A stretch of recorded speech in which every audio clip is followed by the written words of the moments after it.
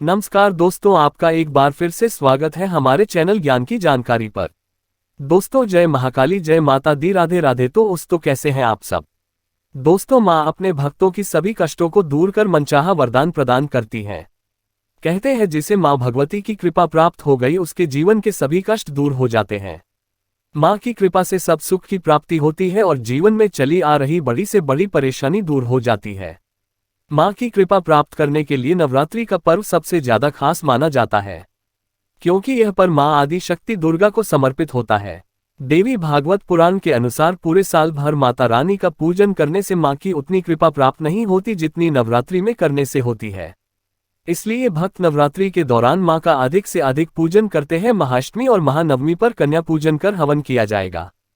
तो इस बार की नवरात्रि तो बहुत ही ज्यादा खास है, क्योंकि कई वर्षों बाद इस नवरात्रि पर बहुत ही दुर्लभ संयोग बन रहे हैं, जिससे इस नवरात्रि में मां का पूजन करने से कई गुना अधिक अन्य फल प्राप्त होगा। देवी भागवत पुराण के अनुसार नवरात्रि के प्रथम दिन माता रानी धरती पर आ जाती है और नवरात्रि के दिनों में धरती पर अपने भक्तों के घरों में वास करती है। जो भक्त इस दौरान माता रानी का पूजन करते हैं और व्रत करते हैं, माता रानी उनके सभी कष्ट, दुख, दरिद्रता का नाश कर देती है। माता रानी अपने भक्तों को मनवांछित वरदान प्रदान करती हैं। नवरात्रि के दिन माता रानी को प्रसन्न करने के लिए बहुत ही खास माने जाते हैं। माना जाता है अन्य दिनों की अपेक्षा नवरात्रि के दिनों में माता रानी को प्रसन्न करने के लिए जो पूजा या उपाय किए जाते हैं अति शीघ्र ही शुभ फल प्रदान करने वाले होते हैं। नवरात्रि के दिनों में उपाय करने का विशेष महत्व होता है।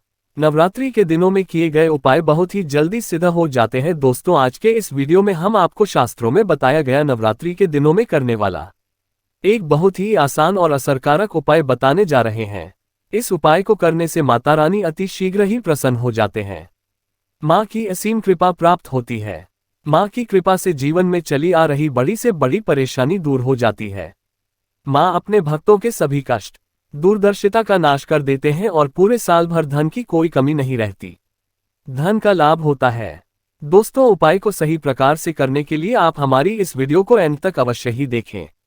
अगर आपने हमारे चैनल को भी तक सब्सक्राइब नहीं किया है तो वीडियो को सब्सक्राइब अवश्य कर लें और माता रानी की कृपा प्राप्त करने के लिए कमेंट बॉक्स में जय माता दी, जय माता रानी अवश्य ही लिखें।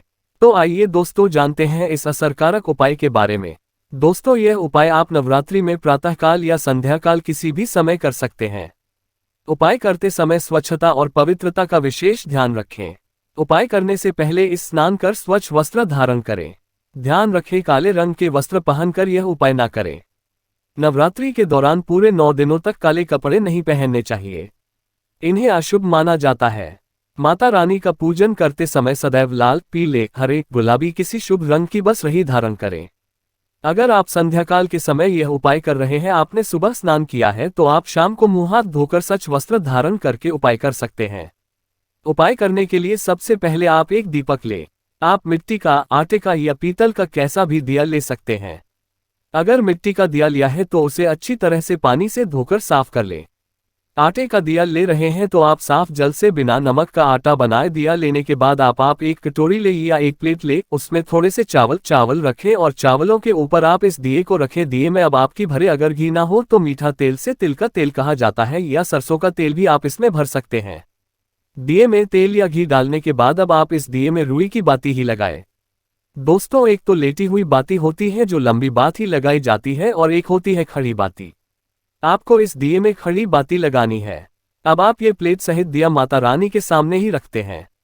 आपने अगर अलग चौकी पर माता रानी की मूर्ति की स्थापना की है नवरात्रि के दौरान, तो आप चौकी पर इस दिए को रखें, नहीं तो आप अपने मंदिर पे माता रानी के सामने इस दिए को रख दें और फिर इस दिए को जलाएं। फिर माता रानी को आप कुमकुम से तिलक करें और किसी फल, मिष्ठान का भोग लगाएं। आप बताशा या शक्कर का भी भोग लगा सकते हैं।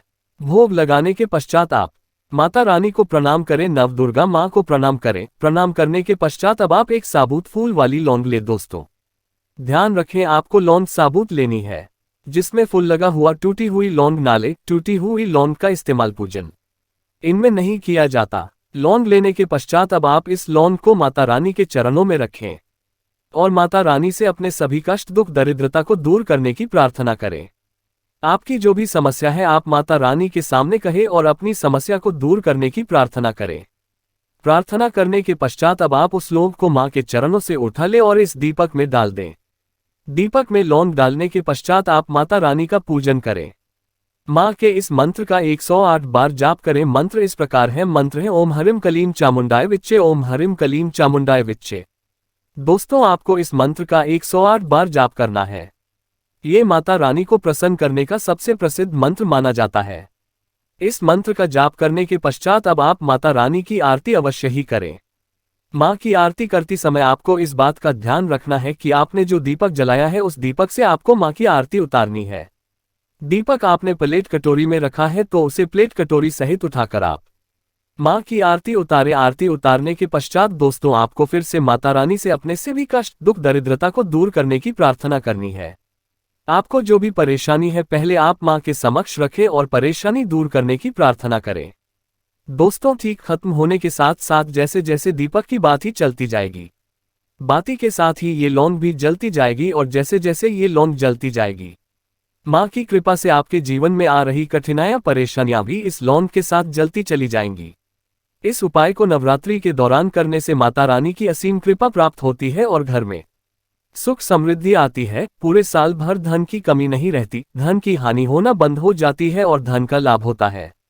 दोस्तों, अगर दीपक की बाती पूरी जल जाए और लौंग थोड़ी बच जाए, पूरी न जल पाए, तो आप उस पर थोड़ा कपूर डालकर उसे जला दीजिए और जो दीपक की बातें और लौंग की जो राख होगी, इसको आपको पानी में मिलाकर किसी पेड़ पौधे की जड़ में डालना है। या फिर नवरात्रि के दौरान आप कंडे पर जो करते हैं, नवरात्रि की पूजन सामग्री इकट्ठी कर रखी है, जल में विसर्जित करने के लिए आप उसमें भी इसे डाल सकते हैं।